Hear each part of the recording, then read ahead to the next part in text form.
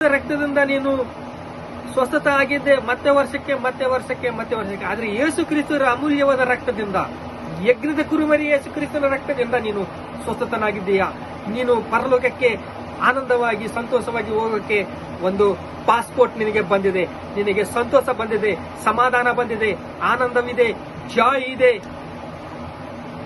ಆತನು ಜಗತ್ತುತ್ಪತ್ತಿಗಂತ ಮೊದಲೇ ಮಾಡಲ್ಪಟ್ಟ ಅಂತ್ಯಕಾಲದಲ್ಲಿ ನಿಮಗಾಗಿ ಪ್ರತ್ಯಕ್ಷನಾದನು. ಅಂತ್ಯಕಾಲದಲ್ಲಿ 2000 ವರ್ಷದಲ್ಲಿ ಮುಂಚೆ ನಮಗಾಗಿ ಪ್ರತ್ಯಕ್ಷವಾಗಿ ಸಿಲುವೆ ಹತ್ತಿ ರಕ್ತ ಕಾರಿಸಿ, ರಕ್ತ ಸುರಿಸಿ, ಬೆಳ್ಳಿ ಬಂಗಾರದಿಂದ ನಮ್ಮನ್ನ ಸ್ವಸ್ಥತೆ ಮಾಡಿಲ್ಲ.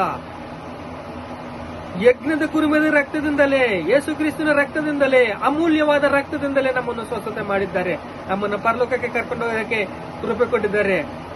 ಆದ್ರೆ ಕೀರ್ತನೆಗಳು, ಜ್ಞಾನೋಕ್ತಿಗಳು 15ನೇ ಅಧ್ಯಾಯ 3ನೇ ವಚನ, ಯೆಹೋವನ ದೃಷ್ಟಿ